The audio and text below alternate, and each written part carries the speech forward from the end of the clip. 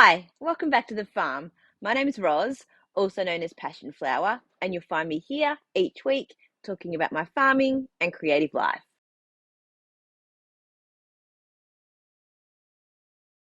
Just this past week, I took the blue tarp off the hay bale ring for the sheep. Found that a bit hard to say. Hay bale ring. Um, it had been on there for about a year. We'd done this sort of structure across the top with pieces of wood and then tensioned a piece of tarp and sort of sewed it around the outside. But the weather over a year had deteriorated it quite a bit. It was starting to like rip and fall apart, and like little shreds of the blue tarp were like dropping into the hay, which is not ideal. So it was time to take it off.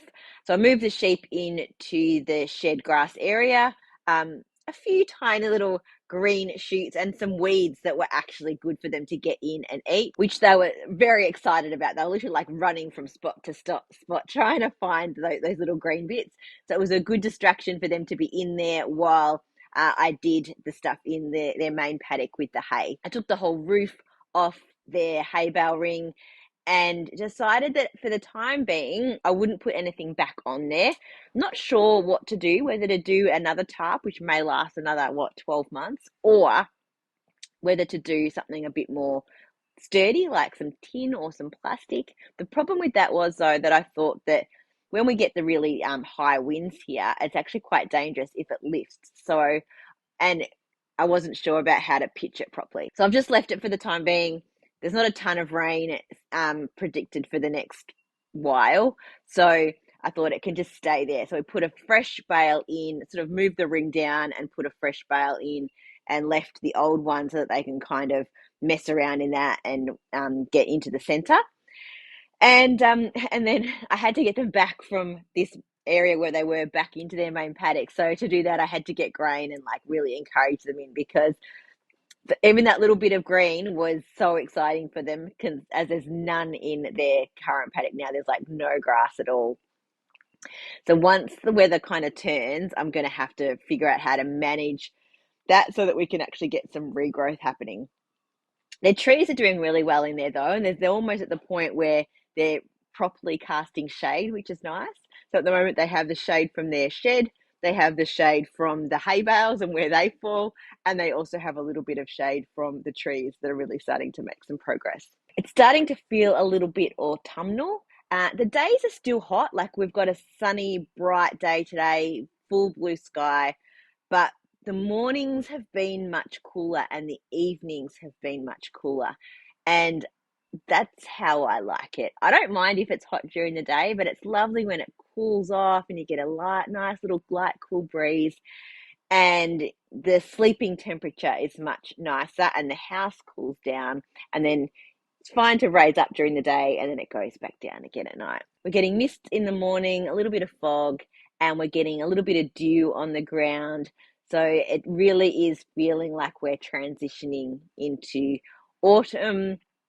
I mean, it is autumn, but that transitional is really starting to happen now, which I really love. I do like those transitional seasons better. I think I am a spring and autumn girl rather than a winter and a summer girl.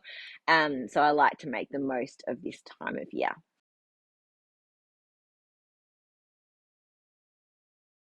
My plan for this weekend is to get some more DK yarn dyed up. I'm going to soak it today and then dye for the next 2 to 3 days, I think. And then I should have enough for markets, and then it'll be just doing some top ups of those colors that seem to go quite quickly. I don't want to have too much of everything, because you never know what's sort of in trend and what's going to sell. So you kind of have to see how it plays out before you can start to re-dye. Then that'll still give me time to finish scanning, labeling, and then getting my display sorted out. So I've got quite a lot of colorways in Wispy lace, sock, and DK now. So I need to figure out how to display all three of those so that it kind of makes sense and looks nice. And then I also have some non-yarn things that I've been working on, and I have to figure out how to put those on my stall too. So I've kind of been hinting at this for a little while, and these will be coming to the Mooroolbark Wool and Handicraft Show with me on the 30th of March. And I'm excited to show you a few new products that I have been testing out. They are 3D printed. My nephew bought a 3D printer, and we've all been playing with printing different things and looking at what is possible and available.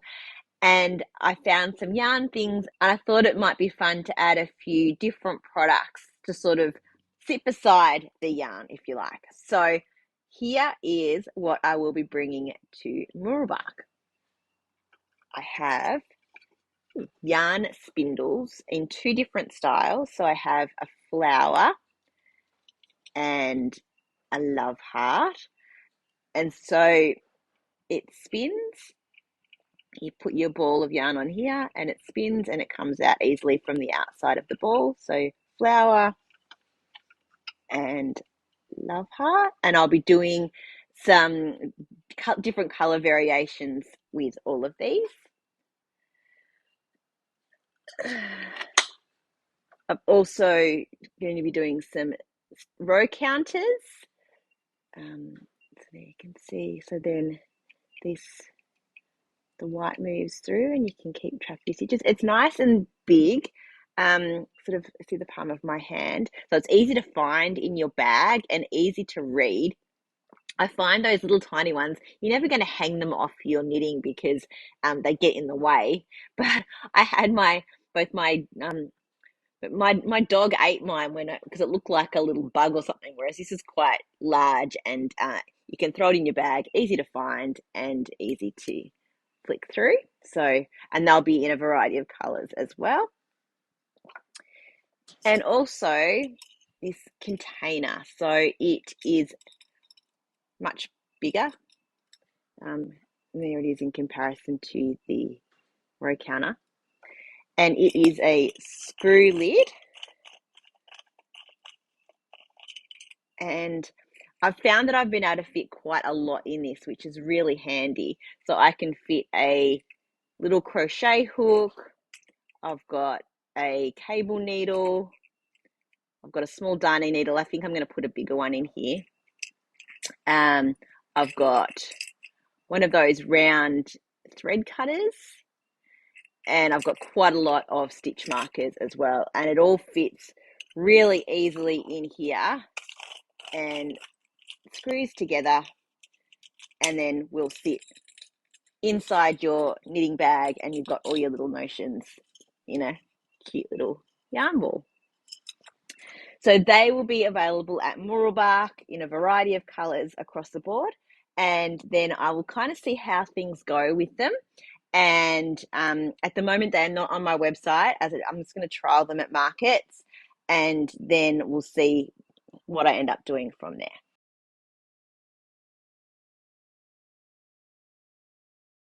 First to what I'm wearing this week. As you can see, I'm wearing my finished Grasslands tank that I showed you last week. I blocked it and it has had all of its ends cut and trimmed, and it is so comfortable. And I thought, given that we're getting into this more transitional autumn weather, there may not actually be too many more days where I can wear this comfortably without having something on over the top. So I thought, I'm going to wear it today and make the most of it, because I was sort of thinking, and I'll talk about the actual construction and everything in a minute, but I was at my knitting group last night and we touched on the fact that we tend to knit for the season that we're in and not for the season that we're going into, or like sort of preparing sort of like 6 months ahead. So I was knitting these summer tops during summer and I haven't had that much of an opportunity to wear them because I just finished this one. Where I mean, I am knitting a jumper at the moment, but it's sort of that for that transitional period, sort of autumn, and it's highly unlikely that I'm going to get it finished to be able to wear it. So it might end up being a spring jumper rather than an autumn jumper. So, I mean, I don't know if there's a way to fix that, because it feels like you kind of get inspired by the season. So you knit for the season, and I don't want to be knitting a really heavy, thick jumper during summer so that I can wear it during winter. Knitting something like this was perfect for summer weather, but then you also be wanting to wear it then. So it's a bit of a catch-22, and I'm not sure of a way around it, but I kind of want to be mindful of it as I'm crafting moving forward. So back to the tank. So it is in the multicolored is called the West by Highland Handmaids, and it is not available anymore. She's the dye from the US who no longer dyes. The purple is the grape colorway by Fiber Space. They're Vivacious 4-ply. And I decided to do the top sections on the front and the back, and they're exactly the same in terms of the shaping. In the solid, because you knit back and forth rather than in the round, and I didn't want the pooling and flashing to change. It would have looked a bit funny, I think, if it had done that. So I did those sections in the dark purple, and then I went back and used the West on the sleeves because I didn't think I would have enough of the dark purple. And I'm really pleased with how it's turned out. I did the sleeves a little bit wider than I did on the first one, and it sits perfectly now with the bra strap. It's not exposed at all and sits really nice and flat on my shoulders. I think if I'd gone any more rows, it would have sat a bit strangely under my arm. But this is just the perfect amount of rows, and I'm super happy with how it turned out. In terms of other projects, I have made a little bit of progress on a few things. So first to my Pescadero by Amy Herzog. I have probably done a few more pattern repeats. I feel like this is slow and steady is going to win the race with this one. I end up getting to a point where I get into a bit too much of a mindless zone with this, and I end up doing the wrong stitch pattern, and I get halfway through a row and realize that I've done a knit two together instead of a knit two, and I have to go back and fix the whole thing. So I feel if I do a few rows, set this down, do something else, and then come back to this is a much better way of working the lace pattern for me. This is in Fluff and Nonsense Tibetan Yak yarn, or Tibetan singles. I'm showing you the back. Tibetan singles in the Sage Advice colorway, and it's really beautiful. I haven't shown you the back in a while, so I'll show you the finished back. Oops. Which looks super tiny, but it is rolled so much. So it's going to block out. It's nice and wide.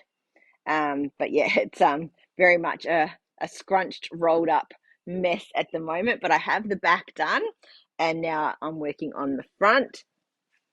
And this is the card there. And then to my jumper for my sister. So the initial flurry of exciting new cast on has passed, and I've made nowhere near as much progress as I did that first week. So I'm still on the back, but I'm almost at the point of doing the shaping. I am basing this off the True Stripes jumper out of the 52 weeks of easy knits, but now I'm also looking at another pattern that I found online, just a free pattern on Ravelry. I don't have the details here. I'll try and pop it on the screen, only because, and it's got really similar numbers in terms of the cast on and the where you shape for the back and the front and everything, but its sleeves are knit top down instead of from cuff up. So I think that's what I would like to do with this. I think it'll make everything work out a little bit better. So this is the back so far, and I'm about to start doing the neck shaping, I think. And then what I'll do is I'll knit the front, and then I will seam the shoulders, and then I'll pick up and knit the sleeve down. And I think that'll give me a really good idea of where I should be putting the sleeves in, rather than just measuring up a random number and popping it in. And I think that's probably what I did with my True Stripes. I don't really remember, but I don't remember marking a spot and then going back. Maybe I did. But I think I just knit all the pieces, and then I just kind of sewed the sleeves in to make them fit. So I think what I'll do is, yeah, pick up the stitches and then knit back down. So this is the underarm, about where the underarm should be, and this is the body. But then I'm not sure if she might want some more length. So if that ends up happening, I will just rip out the ribbing and graft another section in, I think, but I mean, I don't really want to do that, but we'll see how we go.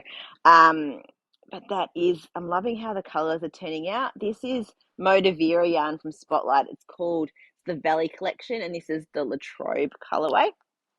And the light pink is also from Vera, and it is the Macleod yarn, and it's in the, I think it's called Ruby.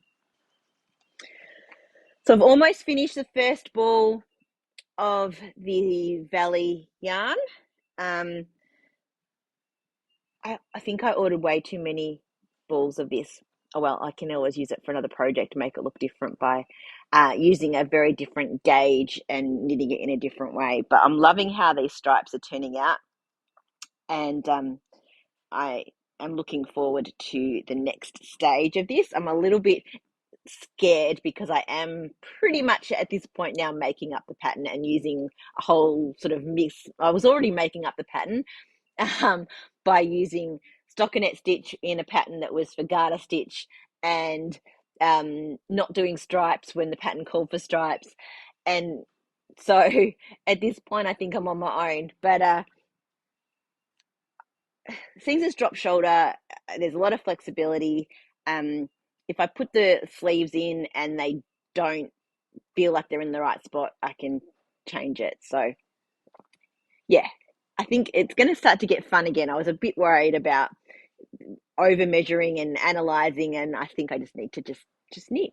And with having a lace project and having a project where I'm starting to get to shaping and figuring math stuff out for myself, I decided that I also needed to have something a bit more simple and mindless on the needles that I could just grab and go with.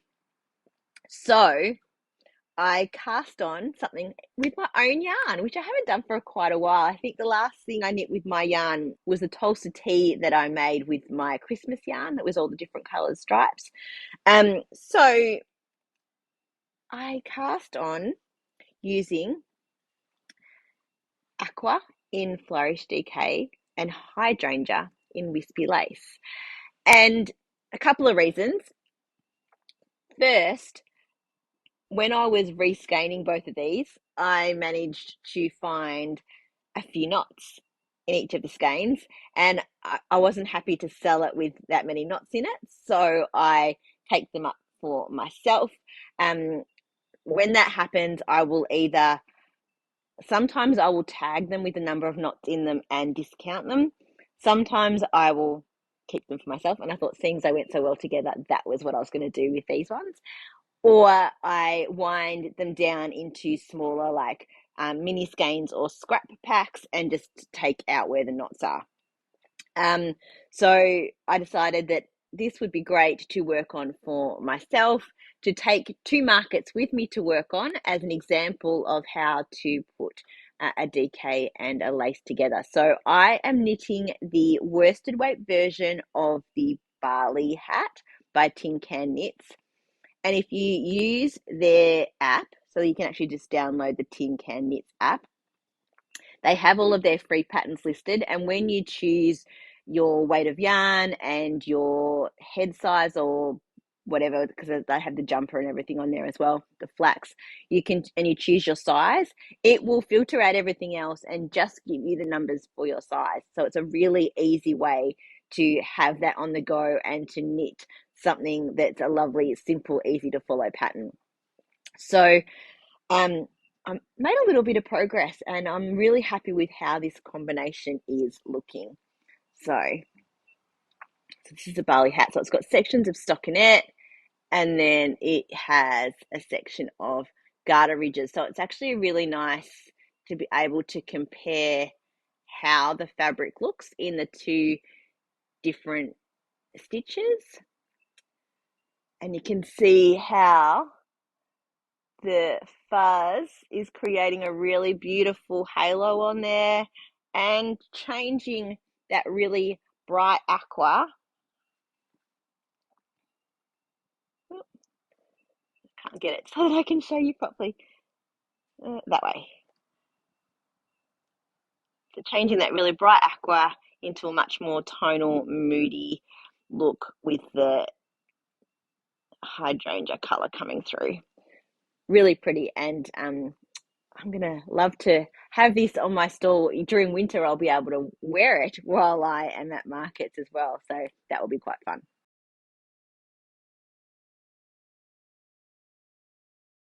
Well, that's it for another week. Thanks for spending some time with me. If you're enjoying these videos, please give me a thumbs up and subscribe to my channel. I look forward to seeing you next week on the farm. Bye.